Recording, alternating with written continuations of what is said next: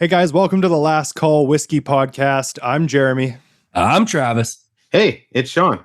And we are three friends from Western Canada that love all things whiskey. Welcome to the show.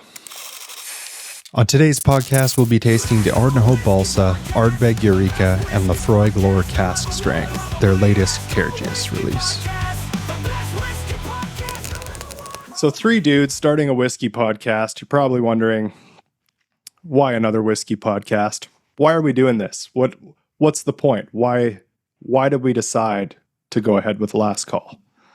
Especially because two of us were on a previous podcast that kind of ended unceremoniously for reasons left unsaid. But it's better to burn out. It's better to burn out than fade away, Sean. We just burned out.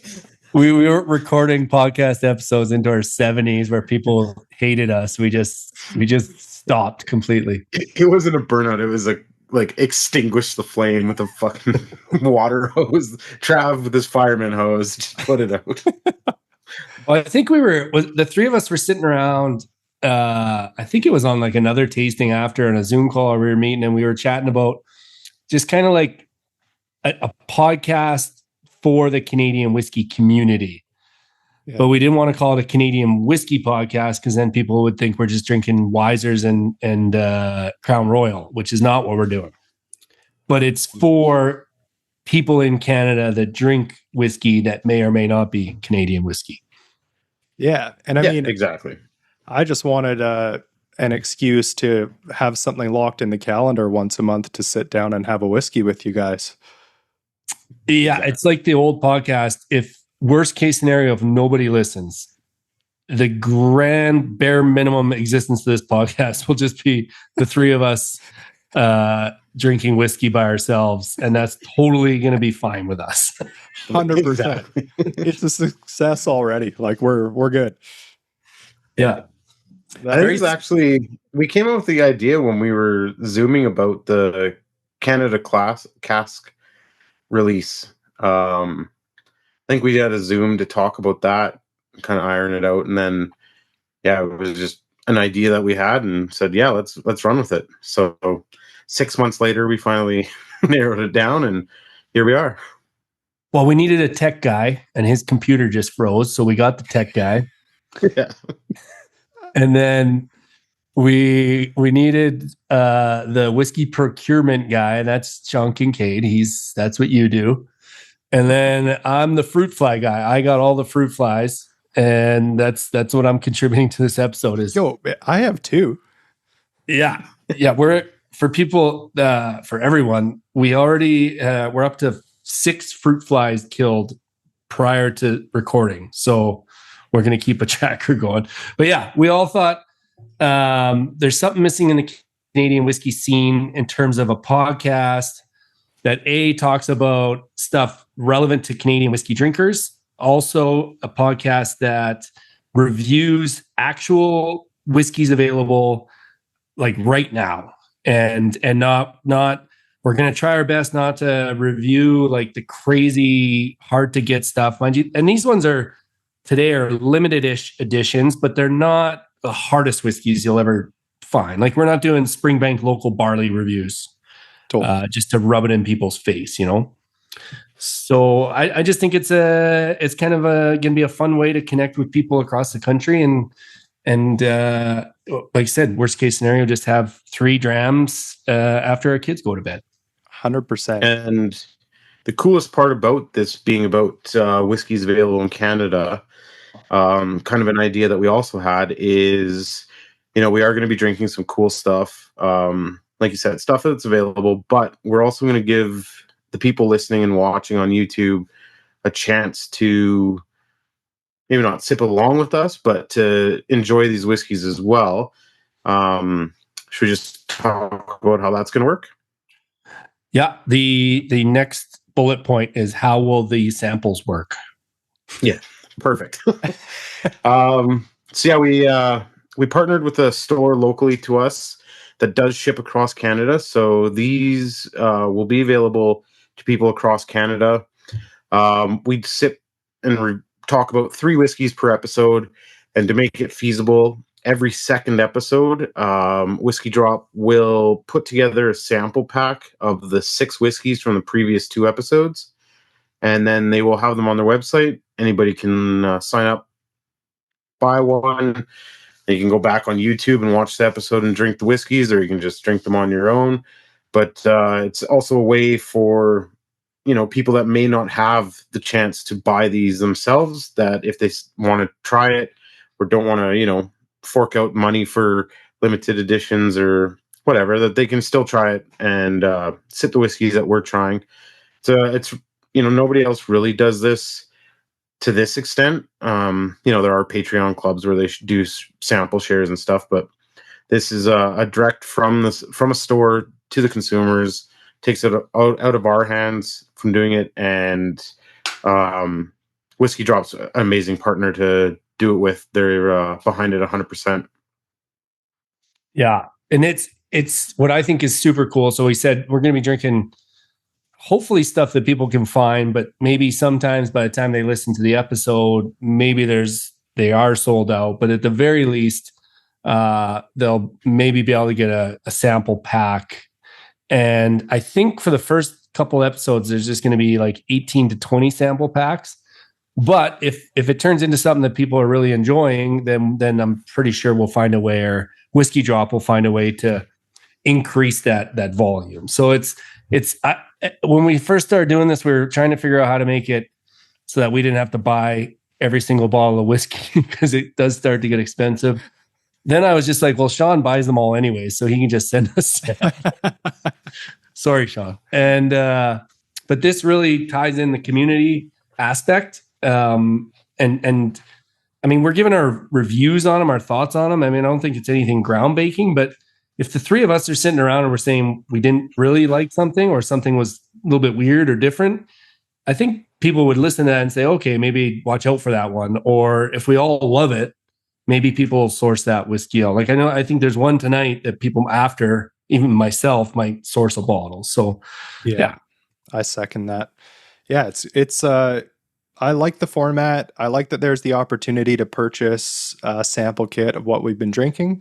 And it's just a great way we already talk to lots of people in the community across Canada, but it's just a way to level it up a little bit, take it one step further. So I'm pumped. Totally. So one episode a month, 3 whiskeys per episode, every 2 months, 6 whiskeys in a sample pack from Whiskey Drop. And each episode, 1 hour max. If we're talking, it just stops. The episode, it's like Sopranos, it just goes to black. Hard cut, baby.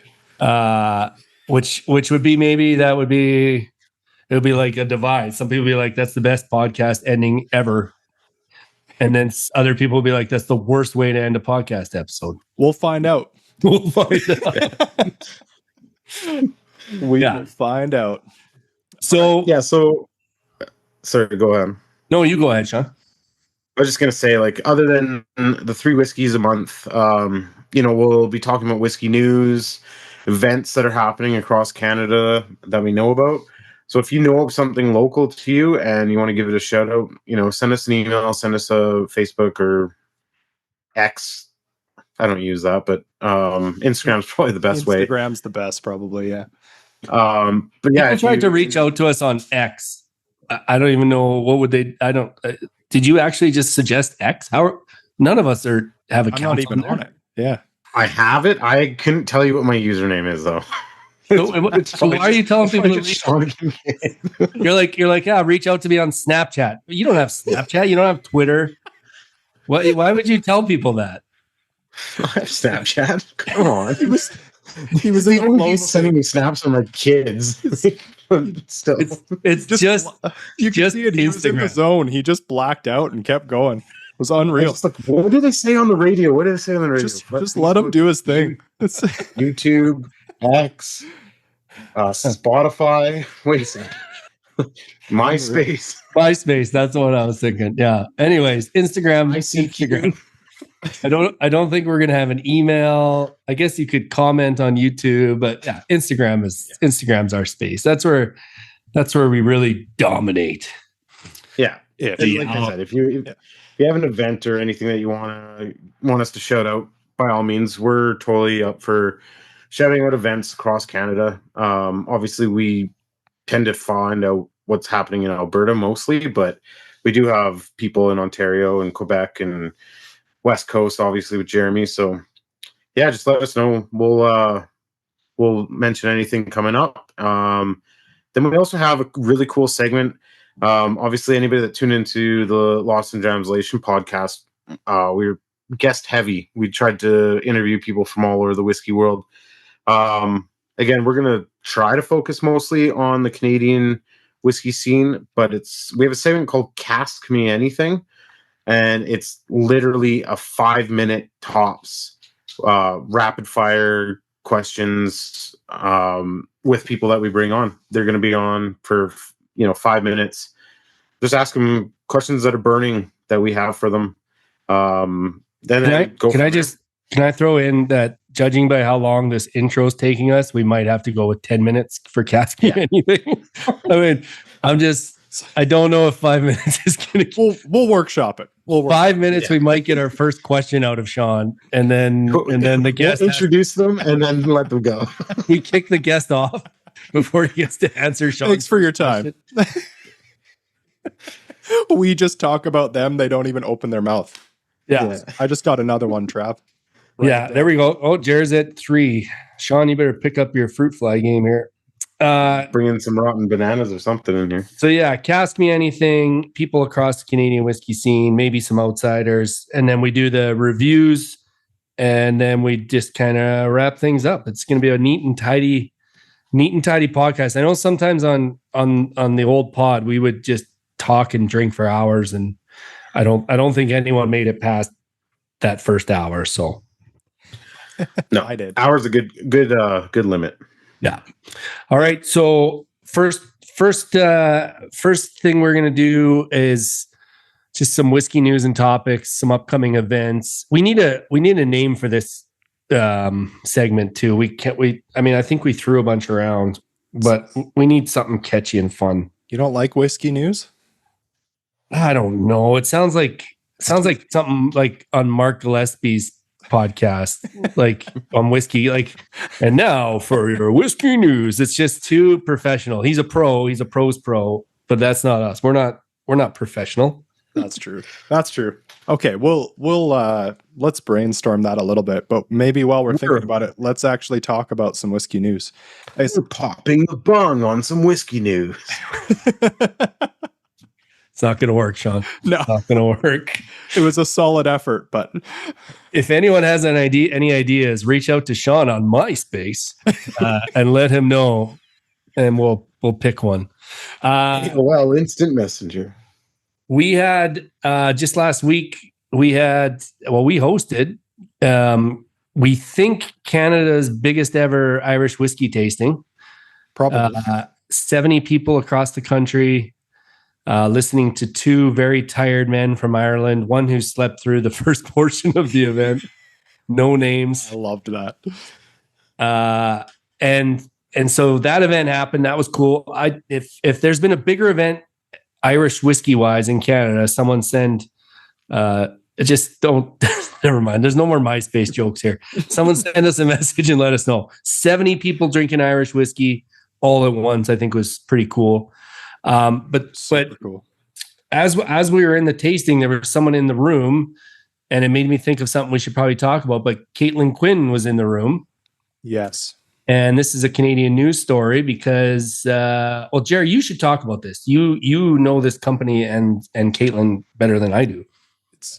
So I've had the privilege of working with Eau Claire for, 4 or 5 years, maybe, which has included I've been out to the distillery multiple times, and Caitlin is such a gem.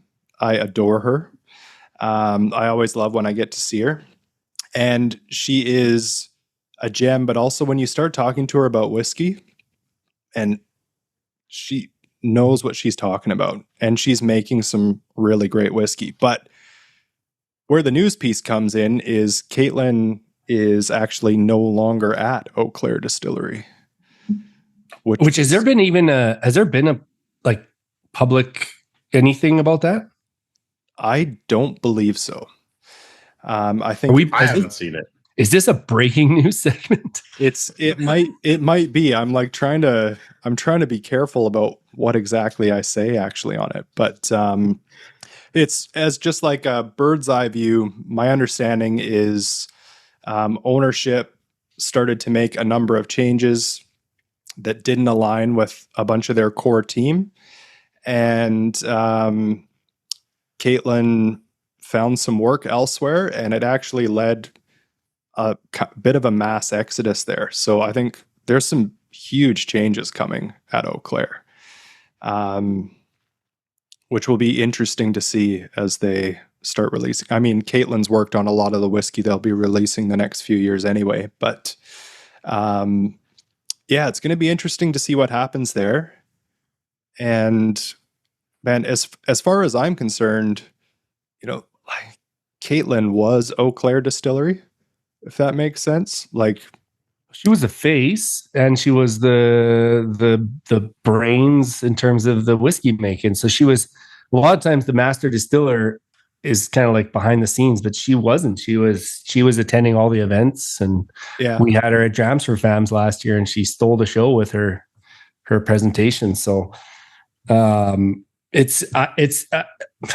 I had another piece on here just talking about like a slowdown in the American whiskey industry and how there's a lot of distilleries closing, and we could probably talk for an hour about the state of the industry, but I wonder, I'm just curious. I mean, I'd love to pick the brain of someone at, doing the books at Eau Claire. And if there was like some, like, they're just like, we need to make some changes for financial reasons. And I'm not saying that's what it was at all. I'm speculating, but it's the state of a lot of these distilleries right now is, how are we going to get by?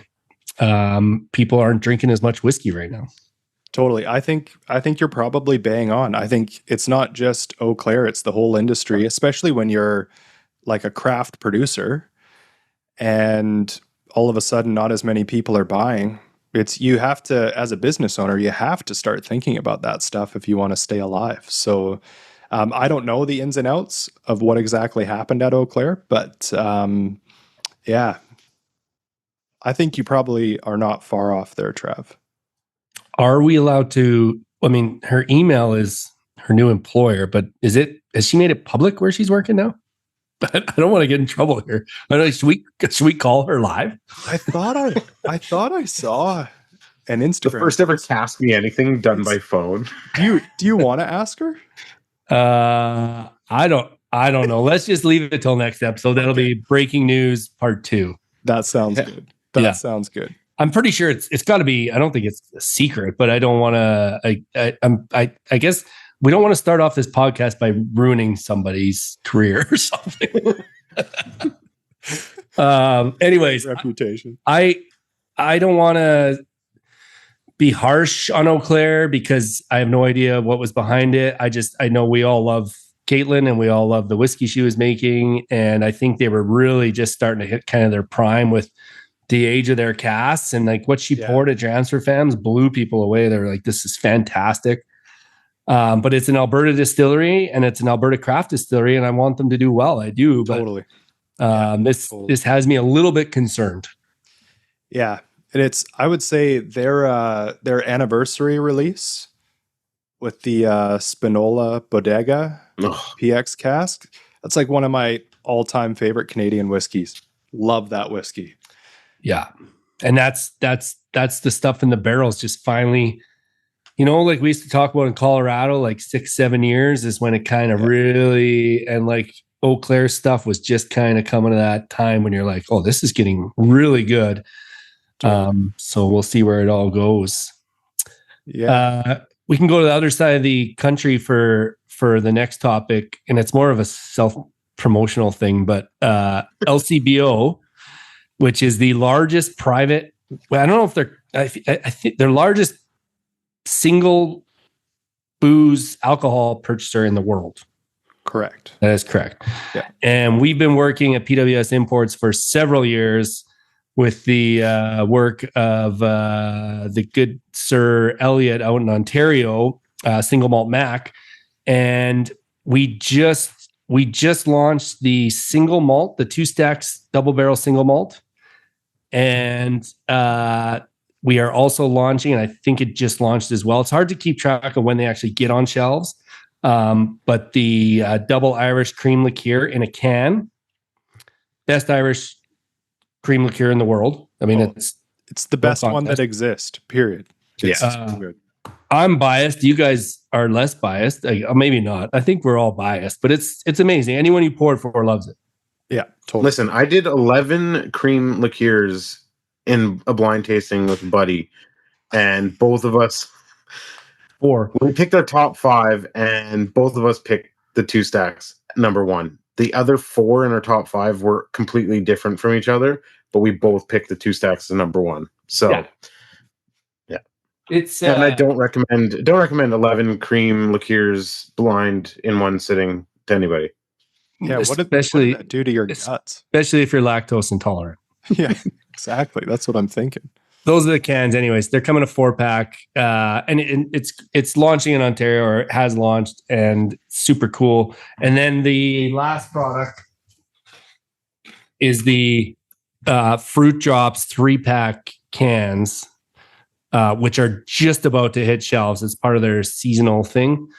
But we tasted all 3 of these side by side at the tasting, and it was really cool to see just the difference. It's the same base whiskey, 3 different finishes, 3 different brandy types. And I don't know, this looks like a party in a box right here to me. So totally.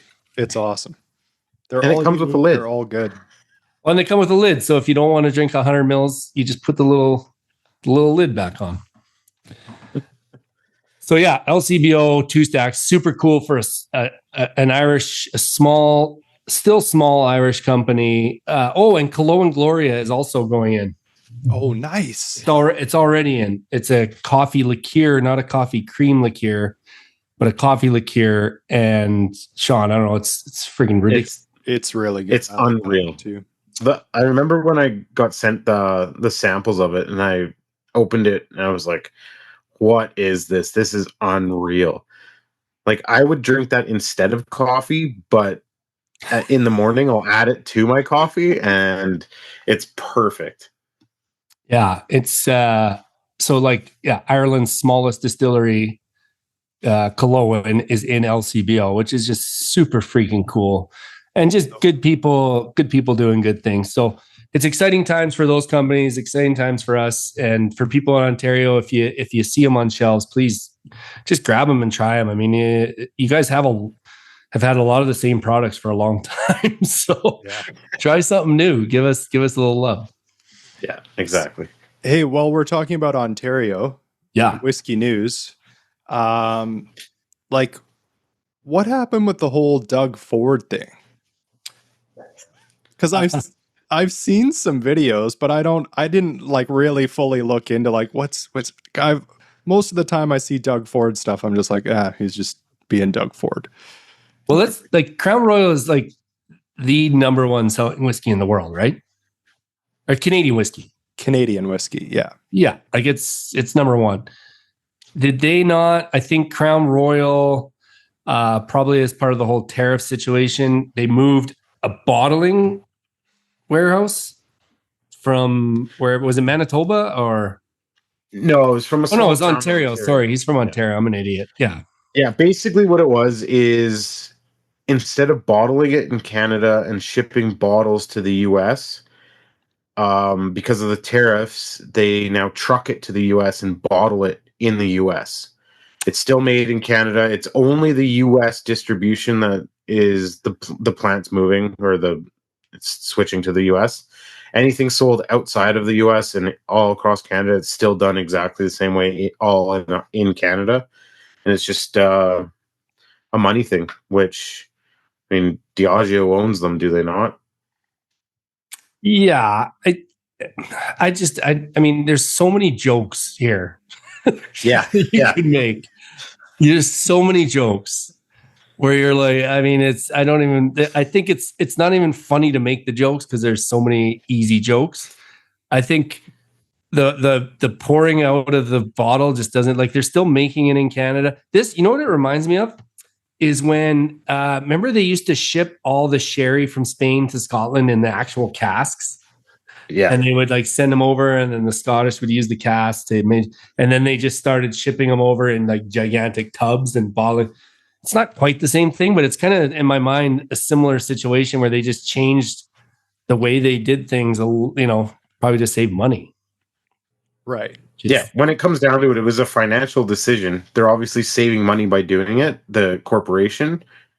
And in these times, like we've said, whiskey's on a downslide, so they're going to save money by doing it. I mean, I don't like it. I'd rather it stay in Canada. That's jobs in Canada that we lost. Totally. But yeah, like financially, I understand it. Doesn't mean I welcome it. Yeah. So Doug Ford's pour out was in protest. Oh yeah, That's kind of wild, actually. but like how for him to be that mad, how many people worked at that bottling? I think 200. Like that's a big reaction for 200 jobs. There's like, I'm sure we're losing 200 jobs regularly around the country. Yeah, that's true. Nobody's pouring out gallons of gasoline when the oil field layoffs hit a couple years ago. Yeah, truth.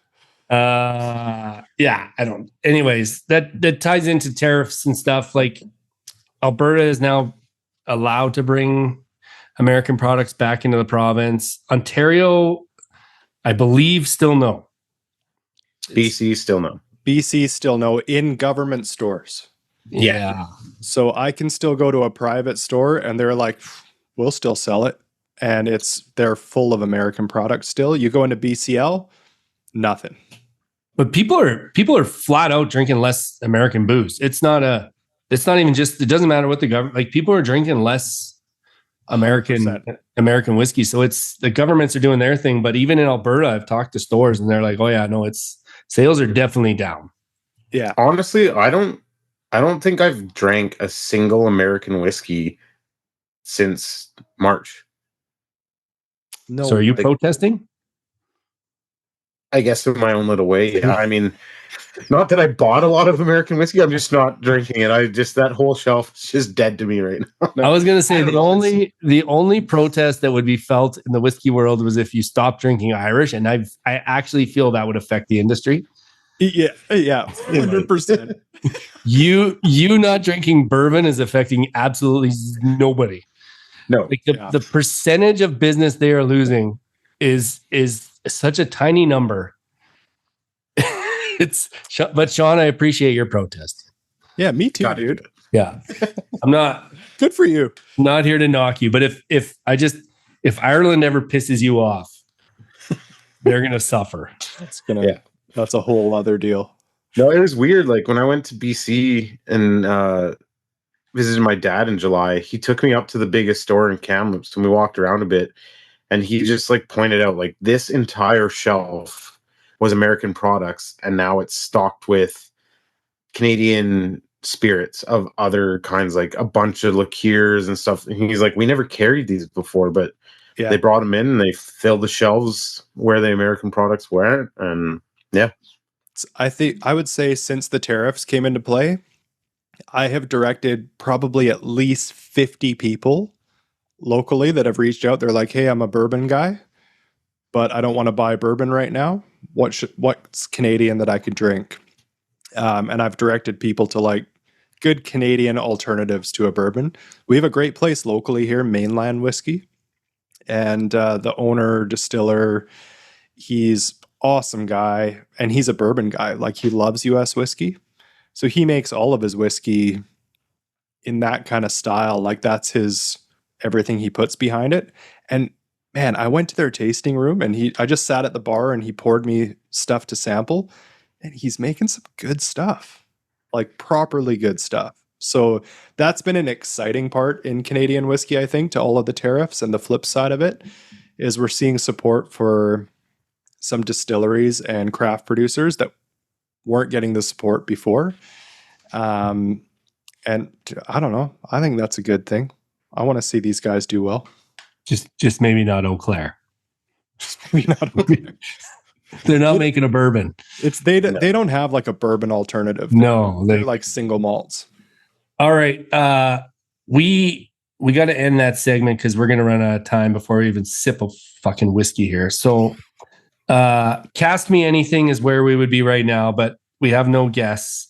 And I don't even think we have time to spend a whole lot of time on it. Because we're if we're going to keep this in an hour, we got to start drinking whiskey. We got to start drinking whiskey. If we have time at the end, we can talk about Cast Me Anything. But basically, we're just going to talk to somebody for a few minutes about whiskey, and that's it. I just really like the name. If I'm being honest, that's all. It's the only segment we've come up with a fun name for that I like so far. So now we go into the whiskey part, which right now it's just called reviews. Yeah, I agree that we definitely need to workshop this one, but for today, reviews will work. We'll have to. We need a better name than that. Yeah, and it's not like your typical review where we're gonna say every single note that we find in it. We're gonna, give information on whiskeys. We'll talk about, what we do taste, but where it's not like an official note pulling review, like you read on Whiskey Base or anything like that. It's, we'll talk about it, kind of go over the 3 that we have for the night and discuss them. We talked about, do we rate them? Well, I don't even think we need to do that. We just kind of say, thumbs up, thumbs down, whatever. There's not going to be a lot of thumbs downs, I don't think, but totally. You don't know that, Sean. That's true. I think, there were some names. Yeah, we'll sort it about later. So, anyways, whiskey number 1, and we don't even have the bottles because the bottles are being used to fill the sample kits. So I don't know if there's a way to show a picture of the bottle later, but whiskey number 1 is Ardnahoe. Did anyone look up how this is pronounced? Bholsa? Is it just Bholsa? Bholsa. I think it's Balsa. Yeah, I think it's Balsa. And I know you guys love this about me, but I love looking up like dumb nerdy things. But Balsa is apparently the name of some caves or something by Ardbeg. Is that fair? Is that right? North of Ardnahoe. So there's only two ways to access them. One's by boat, and if you want to do it by land, your hike to the caves actually starts at Ardnahoe Distillery, and I guess it's a pretty treacherous hike. You need full gear, everything, but yeah, you get to these caves that myths and stories have been made about. But yeah, I've seen a picture of them when I was researching the bottle, and they look pretty cool. Looks like a cool place to hold a tasting, if you're asking me. Yeah, it'd be like doing a tasting in Jeremy's office in a cave, basically. Yeah, exactly. So this is their second core release. This will be a regular release. So actually, this is a good one because people can decide if they want to go after it or not. And it is mostly first fill Oloroso with some first fill bourbon. And this is something more and more of these younger distilleries are doing, is they're like strictly first fill. Right. And I mean, it makes a lot of sense as long as you don't overdo it in terms of like not making it a sherry bomb, but it's basically quality of casks. These younger distilleries seem to be spending a lot of money on those casks. Yeah, and funny story, Jeremy and I first tried the inaugural release in the very room he's sitting in. Oh yeah, that's right. That's right. There, yeah. I remember that. It's sitting up here. Yeah, they had the inaugural. On my shelf. Yeah. So yeah, the inaugural was the first one. For a first release, they released at 50%. They waited till it was 5 years old. I've heard this one might be a little younger, could be 4 and 5-year-old whiskey mixed in. But then they had the Infinite Lock, which was more bourbon style or bourbon cask heavy. And now, the Balsa is the sherry heavy one. And it's in Alberta. I think roughly 130-ish. Yeah, 130 in Alberta. And I didn't find it in LCBO or SAC in Quebec. So this might be one that you're going to have to source out in Alberta. I do love 50% as their ABV for their core releases. Is this kind of like what was the casking on Ardbeg Eureka? Is this kind of like their version of Eureka? Oogie, whatever you want to call it. I think Oogie has multiple different casks in it. I don't think it's just Oloroso and bourbon. I want to say there's some PX in there, but it's been so long since I looked it up. Okay, I'm just kind of curious because I kind of feel like Ardbeg, like there's some similar. I don't know, kind of like similar Isla distilleries, but probably not. So I gotta say, when I first tried this one, I was pleasantly surprised by it.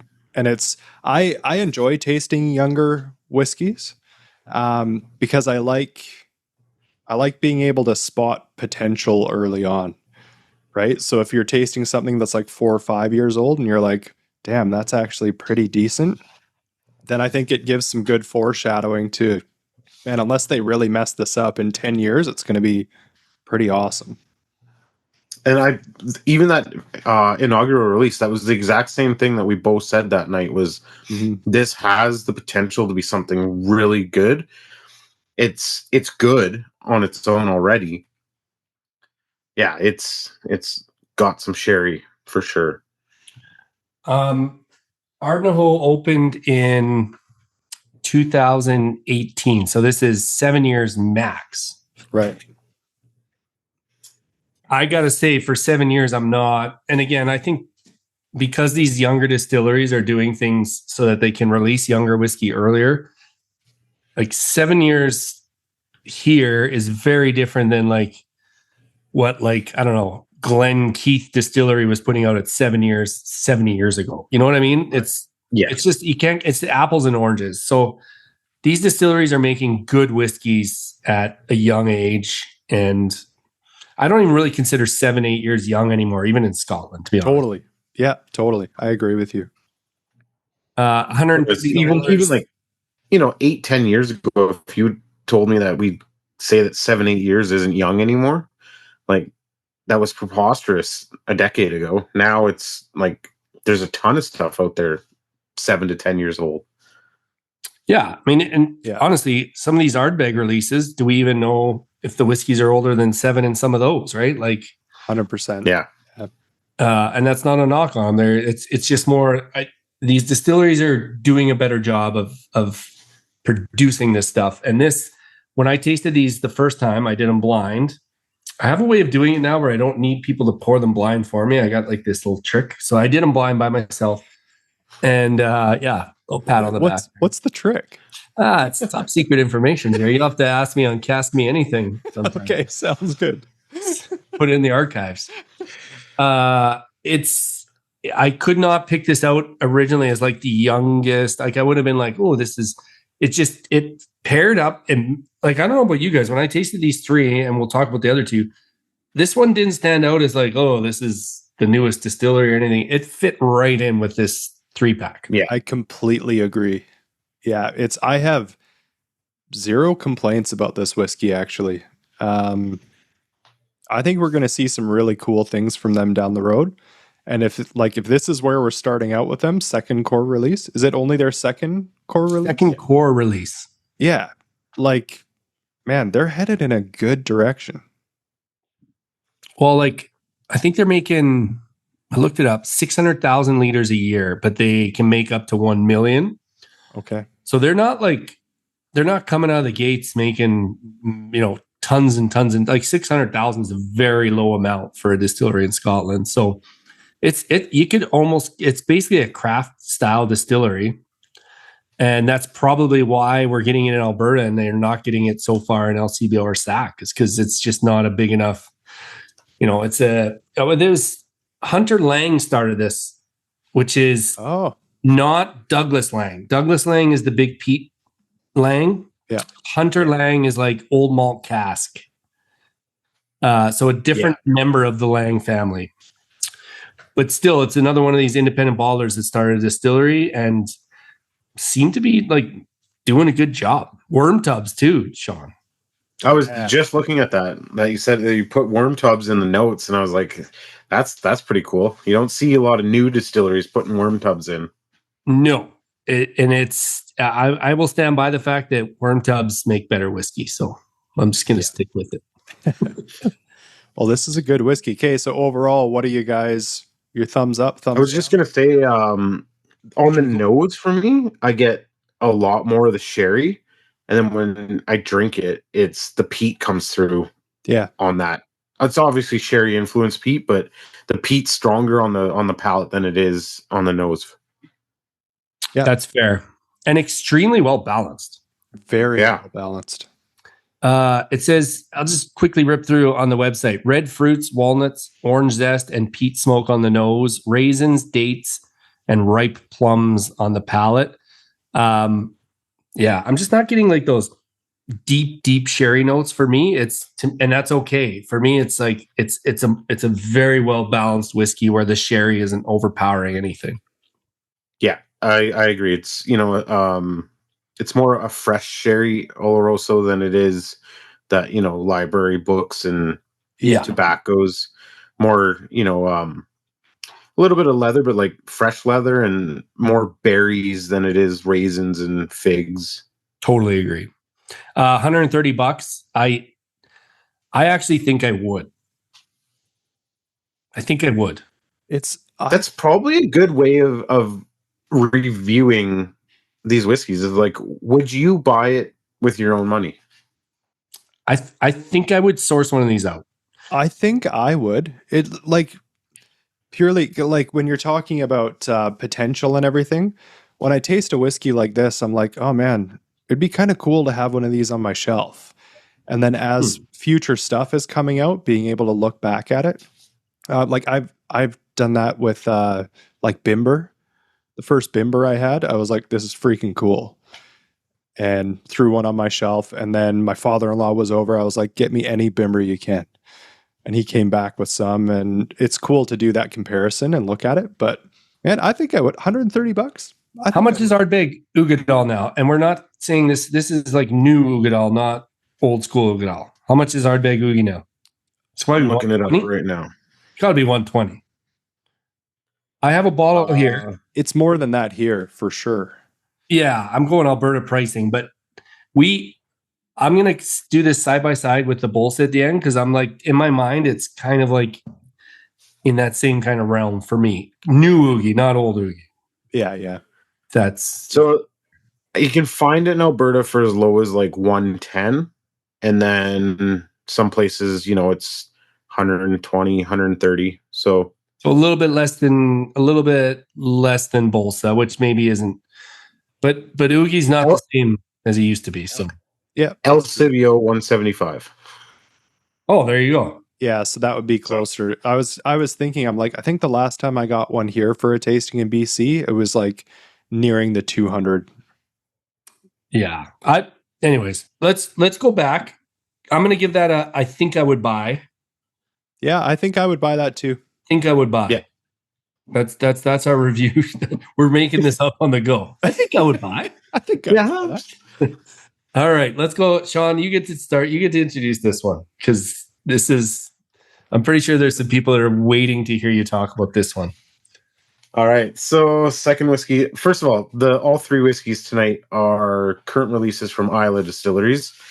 We wanted to start it off strong, hit over the head with Pete on the first episode. So second one is Ardbeg Eureka. It's the newest committee release, I guess, from Ardbeg. They say it's heavily roasted malt with some PX sherry. So I'm guessing like dark malt was used in it. I've heard great things. A lot of Ardbeg fanboys that we're friends with said that it's the most decently priced committee release that they've released in a long time, and that it was a lot of their said it was well worth the money. So yeah, Ardbeg $120 in Alberta, $150 in SAQ, and not in the LCBO. 52.2% ABV, cask strength. Yeah, I mean, honestly, when I tried this the first time, I kind of knew it was Ardbeg. Like it smells and tastes like an Ardbeg. And when, like you've been saying all night, like when I'm reviewing something or comparing an Ardbeg, I'm gonna go to the Oogie. Oogie is something that I have on my shelf all the time, and a lot like we talked about earlier, like over the past 5 years or so, with as many limited editions that Ardbeg comes out with, my starting point is always: is this better than Ugadal, and is it worth that much more than an Ugadal? Well, So that's kind of where this is same that's where I price come at. Ugadal. Let's say it's Yeah. same price. Which one are you buying? For me, probably Ugadal. Interesting. Dude, I think I agree with you. First of all, I just love talking about Ardbeg. I really do. Like, here's the thing with Ardbeg. It's all Ardbeg. It's all good whiskey. So I think when I'm tasting limited releases, committee releases, I actually, when I'm looking at pricing for me, Sean, I go, how much better is this than the 10-year-old? Like their core 10. So when you consider the price, and like the core 10, it's a great bottle of whiskey. For what you're paying, no complaints. So I actually always go back to, I'm like, okay, how much better is this than the 10? I do think I like this one better than the 10. I do. Yeah. It's better than the 10.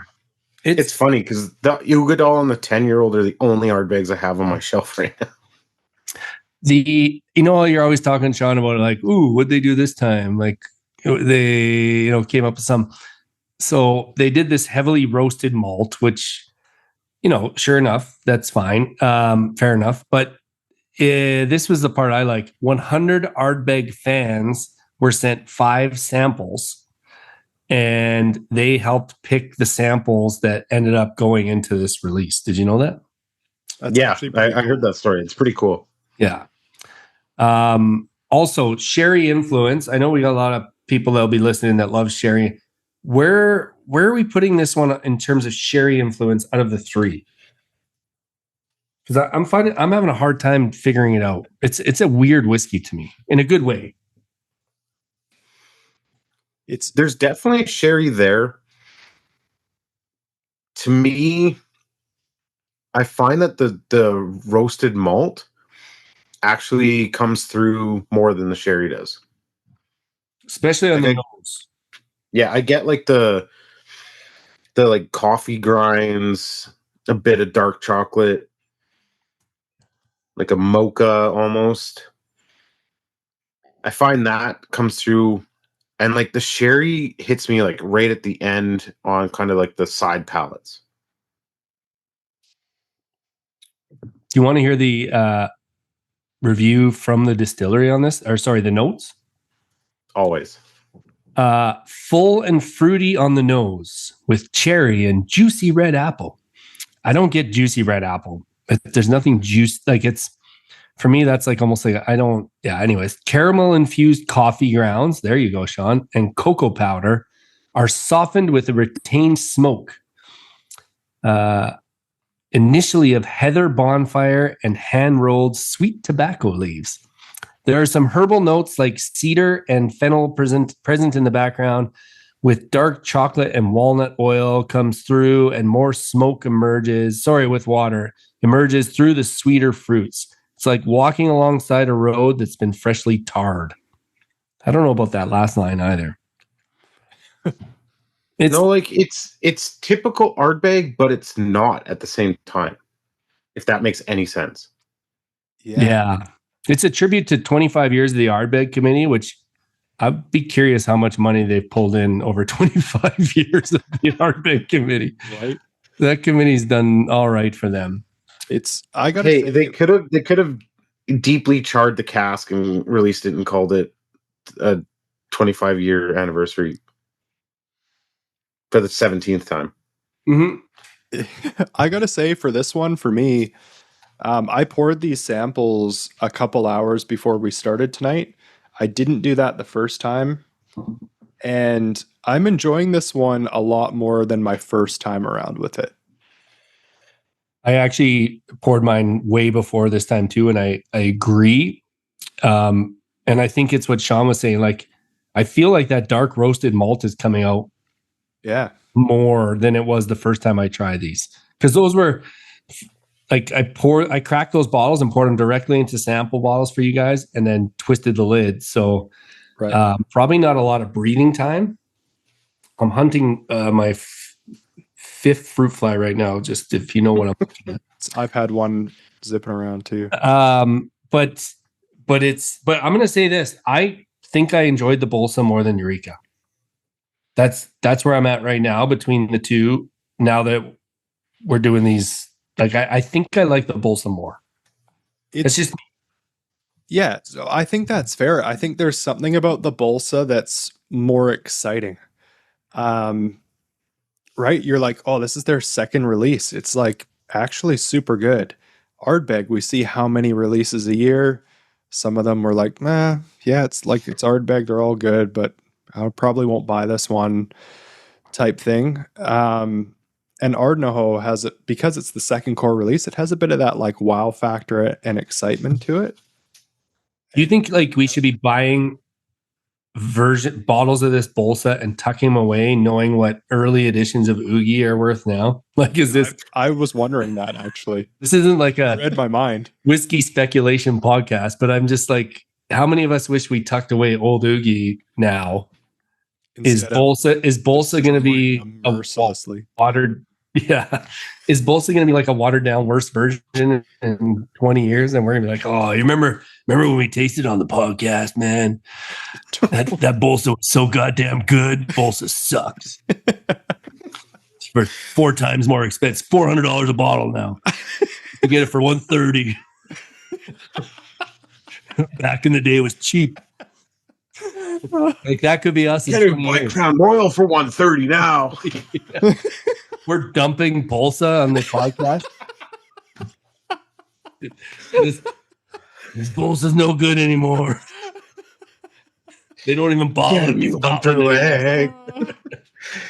Yeah. Anyways, I'm just curious because I'm a fan of the Balsa. That's all I'm saying.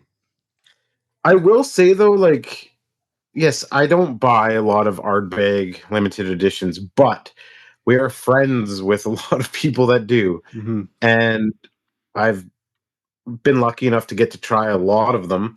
This is probably one of my more liked of the few. Oh, there it is. Got it. That's it. Got him. For an Ardbeg limited edition, like committee release, this is probably one that I'm more excited about than a lot of them. That's fair, but you don't sound excited. It's because he knows what's coming next, man. Yeah. Holy. Like you're like you don't sound that excited about it. You're like it's better than most. It's but that's exactly what I'm talking about with the wow factor with Ardnahoe, is because it's newer. Like if you're a whiskey enthusiast, you're seeing year after year after year Ardbeg release something. Right. And I think it starts to turn into a bit of white noise for you. We're friends with people that absolutely love it. They'll buy every Ardbeg release that comes out. But I like to try them. I don't buy them all. But I would say this one has been one of my more favorite, probably the last few years, actually. All right. So A, would you buy? And B, if you could only buy one, which one are you buying? You have $130. You could buy either, but that's all you have. If you spend any more, your kids don't get lunches at school. I'm probably buying the Ardnahoe for me. Yeah, me too. Is that 3 for 3? Yeah. And then I'm going to buy a second one and tuck it away for my kids' retirement fund. Exactly. Yeah, college is expensive. Yeah. Now, I don't want to think about that right now, Sean. We didn't discuss this. This wasn't something that we agreed on beforehand. We did agree, I think not agree, but we talked about which one we thought was our favorite. And I don't know who wants to introduce the third one. I'll do it. Go for it. It's for sure my favorite. It's actually like $70 to $90 more. Well, not 90. It's much more expensive, so maybe it should be much more expensive. Now, we think probably of the three whiskeys tonight, there's probably the oldest whiskey in this one. Is that speculation? I would assume so, yeah. Yeah. I'm very convinced of that. So I'll start by saying I'm a bit of an old Laphroaig fanboy. So when I first started drinking whiskey, I went through a massive peat phase. And the first time I had Laphroaig, it just won me over. Like, I really enjoy what they do. When we lined these three up with each other, I nosed all three of them first. And man, there is like a depth of character to this lore release that I think we just don't have in the other two. It is like rich on the nose when you get in there. And I think texture-wise, syrupy. It's like syrupy. It is. This so whiskey good. Is so fucking good, man. I love this. Jared, when you said you're an old Laphroaig fanboy, yeah, I put in my notes on the sheet here, but I've never had a favorite Isla distillery. I've kind of just like, I really like all, like Isla's just, a lot of the times you're just like, fuck, it's Isla. It's good. It's got peat. Oh, geez. You get another one? I got one. Yeah. Jared's at 4. 5-4 right now. Sean's out of the contest. We only got 8 minutes left. So yeah, Sean. we got to rip through this. But after drinking this whiskey and then having the last release, which was the what was the last Laphroaig Cairdeas, whatever the hell you want to call it. I love the pronunciation part of this game. Oh, the cask favorites. The cask favorites was, I think, the best Cairdeas in years.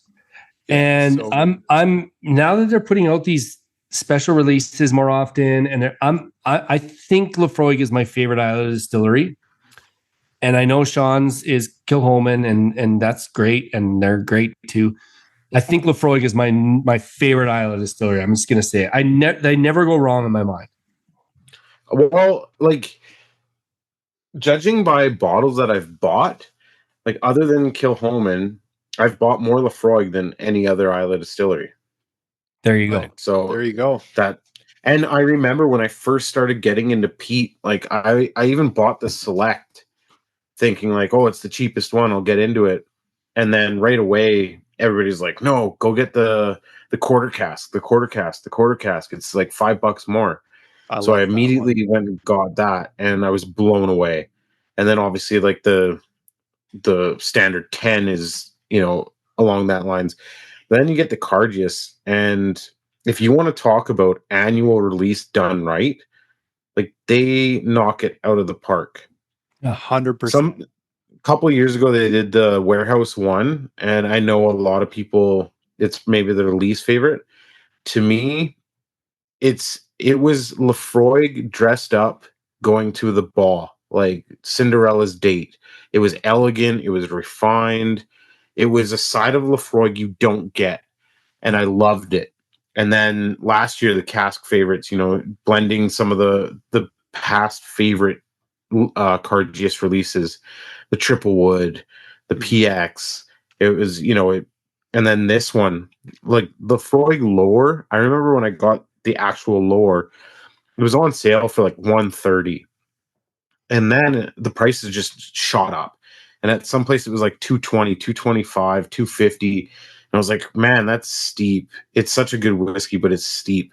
And then as soon as this was announced, all the stores in Alberta took the regular Lore and like dropped it by like $50 or $60. But it still was priced higher than this. Like I just looked it up. There's 2 stores in Alberta that have this Cairdeas Lore for $165, $180.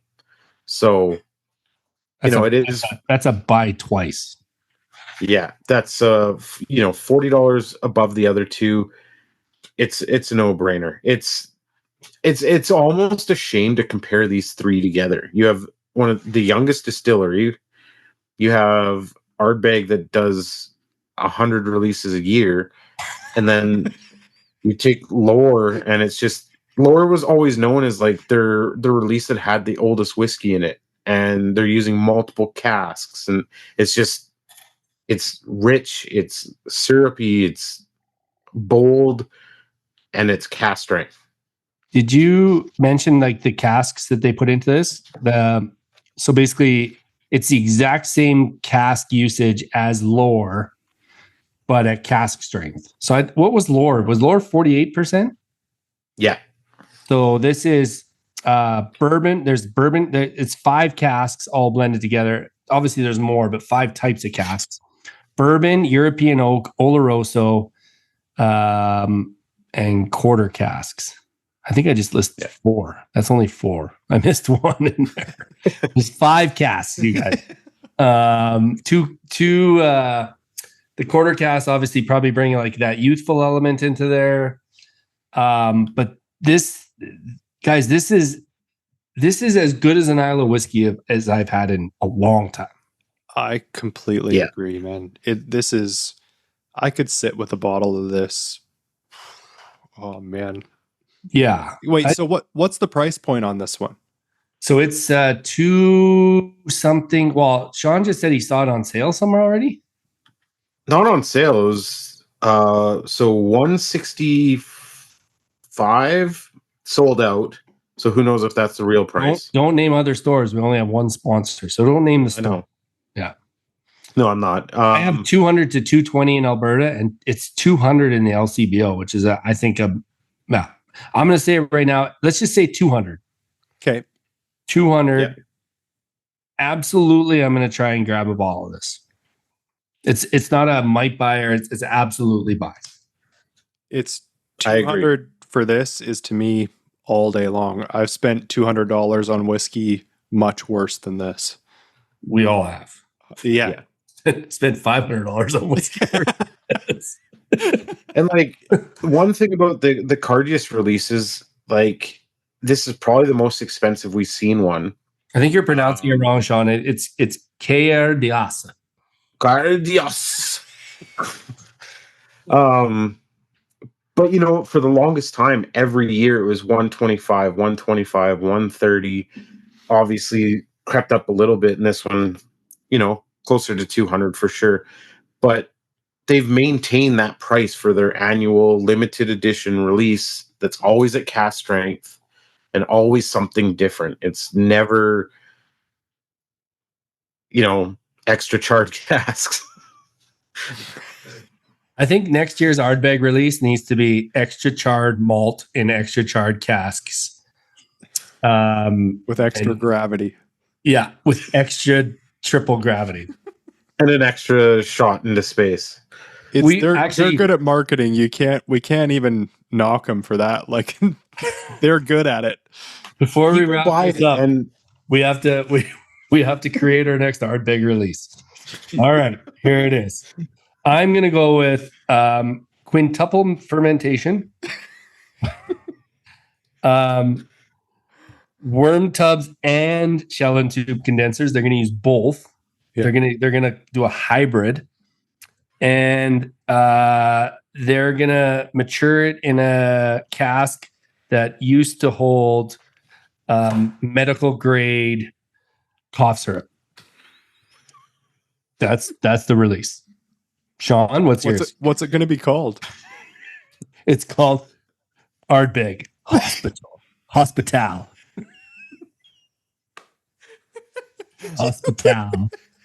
You got a 2A. 1A has an accent aigu. The second A does not. Hospital.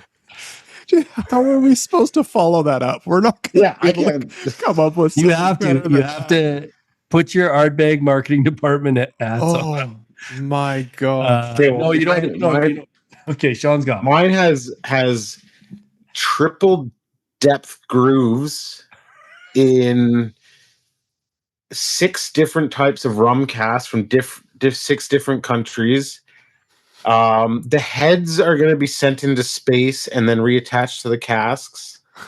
And then they're going to use triple distilled malt, because I like that. And they're going to also rest it in the fish lockers of the fish plant on Isla for 2 years. What's it called? It's called Fishy with 7 Y's at the end. Ardbeg Fishy. 8 A's in Ardbeg and 7 Y's in Fishy. All right. My watch just said 1 hour. We go to black. Right after Fishy. We go to black. Okay, so I'll give mine. I'll give mine, and then we'll wrap up. We need yours. Yeah. So mine is just going to be it's going to be an experimental release. So everything is going to be the exact same, but the on button for the still, we're going to have it like actually removed, and you have to start it with a hammer. And it's going to be called Ardbeg Hammer with 3 R's. See if I was hoping you were going to go. I was hoping you were going to go like a Thor angle, but then Highland Park's already done that. Highland Park already stole it, so I like hammer. Oh, okay. Quick summary of these 3 whiskeys before we get in trouble. You know what we should do? We should have a Patreon membership, and we do an after dram where we stop recording right now, but then we keep drinking, and they just get to see what gets said. It's I like it. It's for the low payment of $700 a month. You can watch us get drunk. So Bholsa, I'm pretty sure Bholsa's coming in at number 2 tonight. Or sorry, yeah, number 2. Mm-hmm. Yeah. Eureka, no bias, number 3. Yeah. Cairdeas is number 1 with a fucking bullet. Yeah, absolutely. Yeah, absolutely. I love that whiskey, man. The finish on it just goes on forever as well. Like it's just. Yeah. Should we be buying a Balsa to tuck away, or do you just buy the Cairdeas and just crush it now? I think the whole fucking tuck a bottle away. I'm kind of done with all that. Yeah, I don't really do that. I think I have 5 maybe that are sealed and tucked away. Yeah, me too. I like to open stuff and drink it with my friends, man. So I've are they sealed? Really special ones, but are they sealed because it's so dark in there you just can't find them? I can never find them.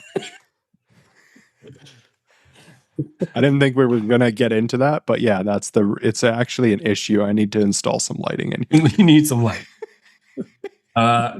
So the parting glass is the last segment, and we talk about stuff that is going to happen between now and the next episode that we may or may not be excited about, or maybe we're nervous about something. But it's basically like a send off to the next episode. Sean? Yeah, I mean it's fall's hitting. I played golf today and the leaves are turning. It was still warm, but it's gonna get real fall like soon.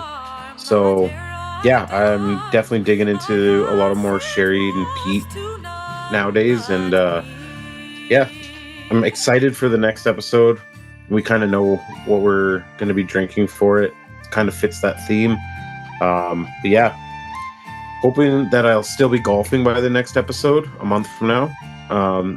Last year I golfed on October 16th, so if I can get there this year, I'll be very happy.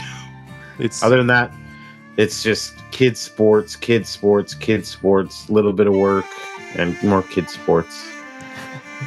Do you want to know the last day I golfed last year here in... Go fuck yourself, Jeremy. Yeah, exactly. December 23rd. Yeah. No, I think... And it was a beautiful day. Nobody wanted to hear the answer. Maybe your fancy friends in British Columbia wanted to hear it, but no one east of BC wanted to hear that. It rains so much, man. I got to hold on to something here. Yeah, that's true. I got. I love fall whiskey season. I'm not a huge. In the summer. I love crushing beers, gin and tonics. I don't drink as much whiskey in the summer. I love when the chilled air comes in and I can start drinking whatever it is. Doesn't matter what kind of whiskey. And another self-promotional thing, but the new single cask nation release is hitting shelves like right now. So I'm really excited about trying those. I think there's like 6 new whiskeys coming in that I really want to try. So yeah, that's nice. I would say I'm similar, Trav. Like in the summer, I don't drink a ton of whiskey. I like doing cocktails on the patio, drinking beer. So I always get excited for the fall and whiskey season. Like I just enjoy it. Like people are releasing things. It's a comfortable season. Like it's not too hot. You can sit out on your deck with a dram. I'm really excited for that. And yeah, I'm excited about this and episode number 2. And this has been really fun, guys. I love having drams with you. So this was a no-brainer to put together. What are we at? Like a minute 15? Hour 15? A minute 15. Hour 15? No, not even. Oh, we're killing. Hour 9, maybe? Yeah. Perfect. And also, huge shout out and thank you to the only sponsor we've had in both podcasts, but they're not, I mean, it's sponsor, it's more of a partnership, but thanks to Whiskey Drop for helping us with this whole kit idea, and hopefully people buy into it and think it's cool. And other than that, send Sean a message on X or MySpace if you have any ideas for the show. We need names for a couple segments. And that's about it. I got nothing else.